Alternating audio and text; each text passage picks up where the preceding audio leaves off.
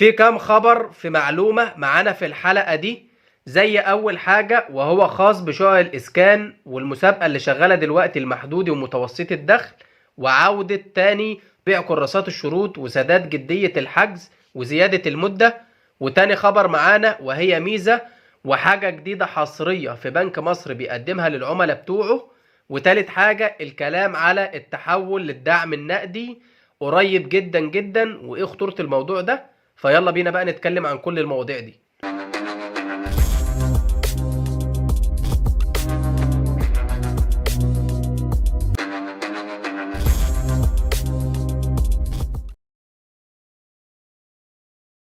السلام عليكم اعزائي متابعي قناه بنوك مصر. قبل ما نخش في موضوع الحلقه بنستاذن حضراتكم لو بتتفرجوا علينا ولسه مش مشتركين في القناه تنزلوا تشتركوا في القناه وتفعلوا خاصيه الجرس على الكل عشان يصلكم كل الاحداث والحلقات الجديده خلال الفتره الجايه لانها مهمه جدا. وطبعا اهم حاجه ما تنسوش تدعمونا باللايك على الحلقه. خلونا بقى نخش في موضوع حلقتنا على طول ونبدا باول خبر او اول معلومه معانا، وهي خاصة بالإسكان وشقق الإسكان اللي شغالة دلوقتي لمحدودي ومتوسطي الدخل. الإعلان اللي نزلنا عنه أكتر من حلقة وتقريبا لمينا كل الأسئلة اللي بتدور في دماغ حضرتك جاوبنا عليها في الحلقات دي، هسيبها لك في الوصف وفي التعليقات ترجع لها. طيب الخبر اللي معانا احنا كنا نزلنا حلقة يوم السبت أو يوم الجمعة تقريبا، اتكلمنا إن هيئة البريد أعلنت رسميا وقف بيع كراسات الشروط أو دفع جدية الحجز للشقق دي خلال ايام السبت والحد والاثنين والثلاث، عشان الفترة دي بتبقى اول الشهر ودي بتبقى فترة دفع الاجور وبالذات دفع المعاشات بتاعة كبار السن، فكانوا مش عاوزين يعملوا زحمة اكتر من كده، والناس اللي هي كبار السن اللي بيقبضوا المعاشات من خلال البريد يتضرروا بسبب الزحمة، لان احنا شايفين الزحمة اللي كل يوم بسبب كراسات الشروط والناس مستعجلة ان هي تشتريها في الاول، رغم ان احنا وضحنا قبل كده ان دي ما فيهاش اي اولوية. وده الكلام الرسمي طبقا لكراسه الشروط وطبقا للدكتوره مي عبد الحميد، قالت ان مفيش اولويه في شراء الكراسه، اللي هيشتريها اول يوم زي اللي هيشتريها اخر يوم، الاولويه معروفه ومحددين، اللي هو متزوج ويعول ومتزوج ولا يعول وبعد كده الاعزب، ملهاش علاقه بسرعه شراء الكراسه ولا دفع جديه الحجز.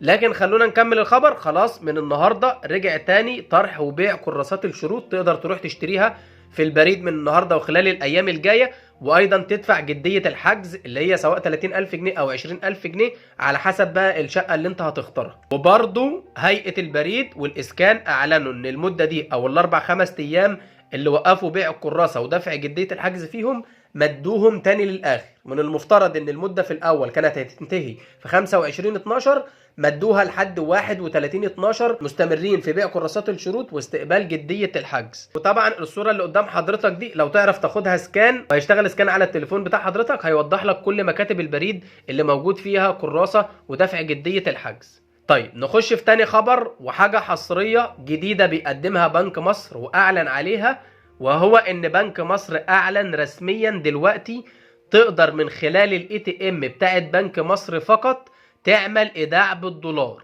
زي ما كنت قبل كده بتعمل ايداع بالمصري في حسابك مثلا في بنك مصر، دلوقتي تقدر تعمل ايداع في بنك مصر بالدولار في حسابك الدولاري. طيب في كذا استفسار على السريع شفناهم على الموضوع ده. ومثلا اول حاجه، طيب بالنسبه للسحب، هل السحب متاح؟ لو انا هسحب دولار اقدر اسحبه من الاي تي ام؟ حاليا لا. اللي متاح دلوقتي واول خطوه عملها بنك مصر وسبق بيها اغلب البنوك وهو الايداع من خلال الاي تي ام بالدولار.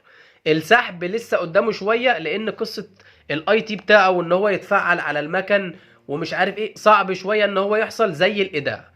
وفيها نقطه برضو ان البنك ممكن يكون عاوز يحجم شويه السحب الاي تي ام يخليه من خلال الفرع، لكن هو محتاج دولارات ان هو يلمها شويه، لكن مش دي المعضله. الفكره ان هو خد خطوه استباقيه وخطوه كويسه ان هو عمل الايداع، بدل ما تخش الفرع وتخش في الزحمه والكلام ده كله تقدر تعملها من خلال الاي تي ام.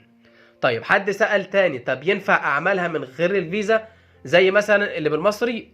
طالما البنك فعل الايداع على الاي تي ام هي نفس الخطوات اللي بتعملها في المصري هتعملها في الدولار، سواء بقى عاوز تعمل ايداع بدون فيزا تتبع خطوات بدون فيزا او بالفيزا بتاعتك تعملها بالفيزا، لكن الافضل دلوقتي عشان الخدمه لسه جديده تعملها بالفيزا افضل من غير ما تعملها من غير فيزا.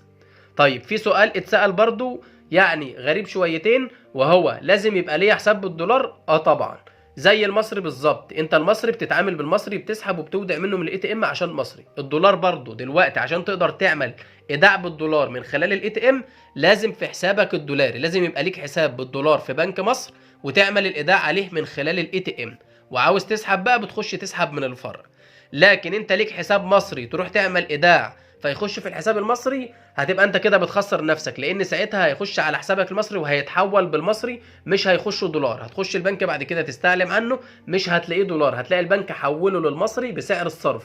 فلازم يبقى ليك حساب بالدولار. والميزه حاليا مفعله من خلال الاي تي ام في بنك مصر فقط للايداع فقط وللدولار فقط، مش اي عمله تانية. اللي اعلن عليه بنك مصر لحد دلوقتي الدولار فقط. فطبعا حاجه كويسه جدا من بنك مصر، ونتمنى اغلب البنوك خلال الفتره الجايه تتبع نفس الخطوه وتعملها، يزودوا اكتر واكتر عن كده ويخلوا السحب كمان متاح على الدولار والعملات التانية. طيب نخش في ثالث حاجه واخر حاجه، وهو كلام رئيس مجلس الوزراء عن الدعم النقدي. طبعا كنا اتكلمنا من فتره كبيره على الموضوع ده، وقلنا ان الموضوع ده خطورته كبيره جدا، وفيما معناه ان انت حضرتك لو مثلا بتاخد تموين وليك تموين مثلا للاسره بتاعتك بتاخده مثلا كل شهر، هم عاوزين يحولوا التموين اللي انت بتاخده اللي هو الزيت والسكر والشاي والحاجات دي كلها يحولوها لدعم نقدي. بدل مثلا ما هتاخد زيت وسكر وشاي والكلام ده كله هيديك 100 جنيه او 200 جنيه او حسب بقى المبلغ اللي هيقروه ساعتها لكل فرد مستحق تموين.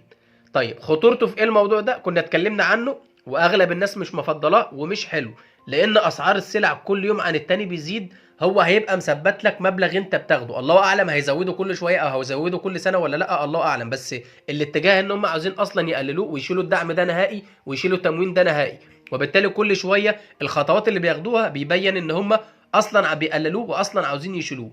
فان هو يحوله لك من عيني لنقدي دي مش حلوه، الاسعار هتزيد كل يوم عليك. يعني انت مثلا بتاخد ازازه زيت من التموين النهارده مثلا ب 40 جنيه، بعد شويه ممكن تلاقيها ب 60 جنيه وانت ما زلت بتاخدها ب 40 جنيه في التموين او بتاخد حقها 40 جنيه. وبالتالي الحاجه اللي انت كنت بتجيبها قبل كده حاجتين ثلاثه دلوقتي هتجيب حاجه وممكن ما تقدرش تجيبها كمان لما يتحول للدعم النقدي. لكن كل الكلام للاسف مفيش حاجه بايدينا، احنا بنعرض عليك الخبر والمعلومه مش اكتر. كل الكلام كل فترة عن التانية بيزيد ان احنا داخلين خلاص على التحول من الدعم العيني للدعم النقدي. بس يا سيدي ده كده كان كل موضوع حلقتنا النهارده. اتمنى طبعا يكون الحلقه لا تعجب حضراتكم واستفدتوا منها ولو استفاده بسيطه. ما تنسوش طبعا تنزلوا تشتركوا في القناه وما تنسوش اللايك على الحلقه، ونشوفكم ان شاء الله في حلقات جديده. شكرا.